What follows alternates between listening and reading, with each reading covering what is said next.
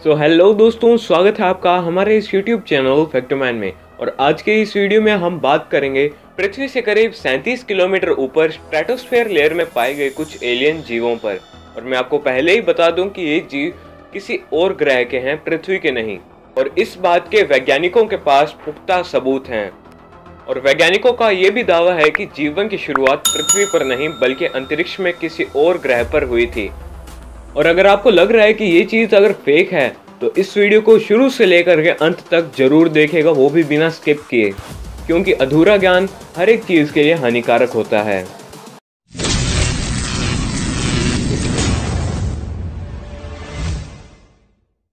मार्च 2018 लेखक और researcher Andrew Collins एक बड़ी ही अनोखी चीज देखने शेफील्ड इंग्लैंड गए। यहाँ वे माइक्रोबायोलॉजिस्ट मिल्टन वेनराइट और इंजीनियर क्रिस रोज से मिले, जो कि उस रिसर्च टीम के 2 सदस्यों में से है जो ये मानती है कि जीवन की शुरुआत पृथ्वी पर नहीं बल्कि अंतरिक्ष में हुई थी, और जो कि पैंसपर्मिया नाम की एक प्रक्रिया से धरती पर आया था। और बल्कि ये थ्योरी आज की नहीं बल्कि 5वीं ईसा पूर्व की है। और इस थ्योरी के मुताबिक सूक्ष्मजीव यानी कि माइक्रोब्स ब्रह्मांड में एक से दूसरी जगह जा सकते हैं, और वो भी कभी कभार पृथ्वी के वायुमंडल को भी पार कर जाते हैं। और सन 2000 की शुरुआत में मिल्टन अपने सहयोगी चंद्र विक्रमा सिंधिया के साथ भारत से कुछ बैलून्स लॉन्च कर रहे थे। वो बैलून्स जमीन से करीब 41 किलोमीटर ऊपर हवा के सैंपल्स कलेक्ट कर रहे थे, और उनसे ये पता चला कि वो जीव लगातार पृथ्वी पर आ रहे हैं।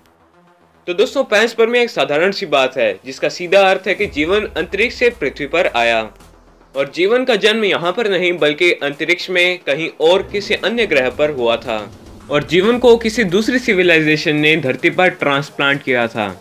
और इस बात का जिक्र रशियन कॉस्मिज्म में भी मिलता है।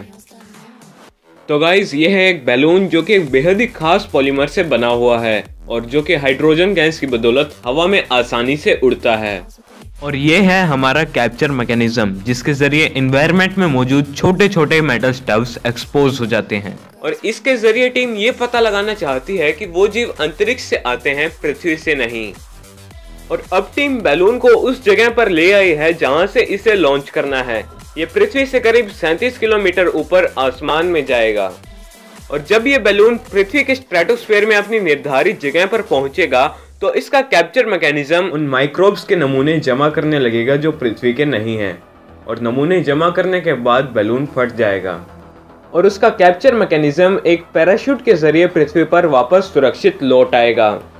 ये टीम जीपीएस ट्रैकिंग के जरिए ये पता लगाती है कि मैकेनिज्म कहाँ गिरा है, और ढूंढने के फौरन बाद एक सील्ड कंटेनर में सैंपल्स को रख दिया जाता है।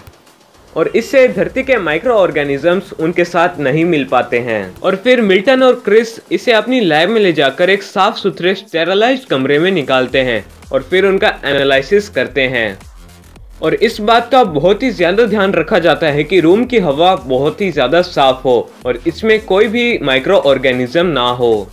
और फिर क्रिस ने अपने मैकेनिज्म पर से कार्बन टैग्स हटाई और उन्हें एक वैक्यूम सील्ड कंटेनर में रख दिया, जिससे कि इनके किसी दूसरे माइक्रो ऑर्गेनिज्म के साथ मिलने के चांसेस भी पूरी तरह से खत्म हो गए।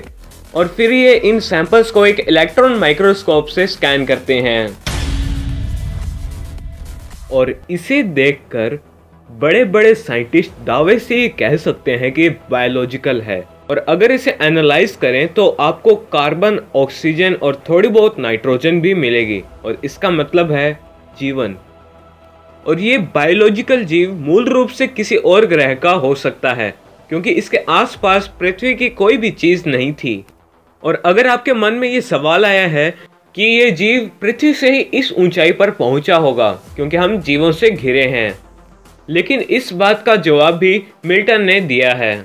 और उन्होंने कहा कि अगर हम मॉडलिंग की स्टडी करें तो ये पता लगता है कि 6 माइक्रोन से बड़ी कोई भी चीज इस ऊंचाई तक नहीं जा सकती, लेकिन ये तो 200 माइक्रोन का है, और ये काफी बड़ा कण है, जो जाहिर है कि ये अंतरिक्ष से आया है।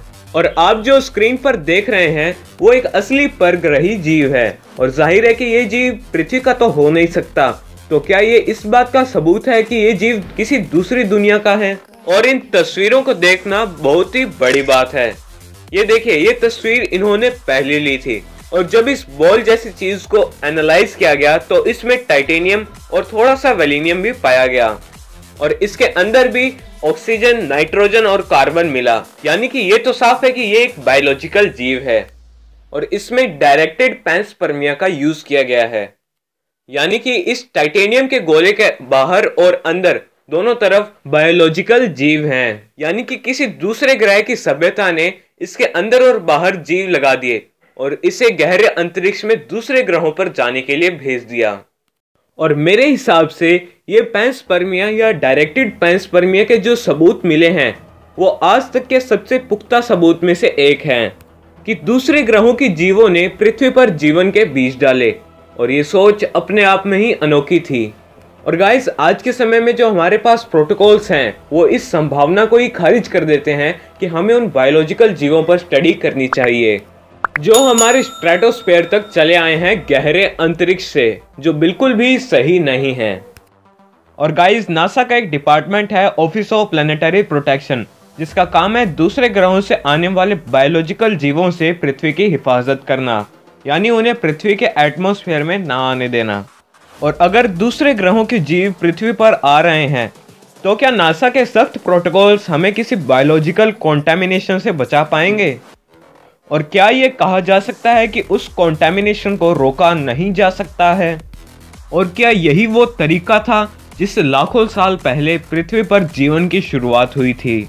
और कुछ इसी तरह के सवालों के साथ हमारा आज का ये वीडियो होता है समाप्त। So thanks for watching guys, मिलते हैं नेक्स्ट वीडियो में। तब तक के लिए guys take care, bye bye.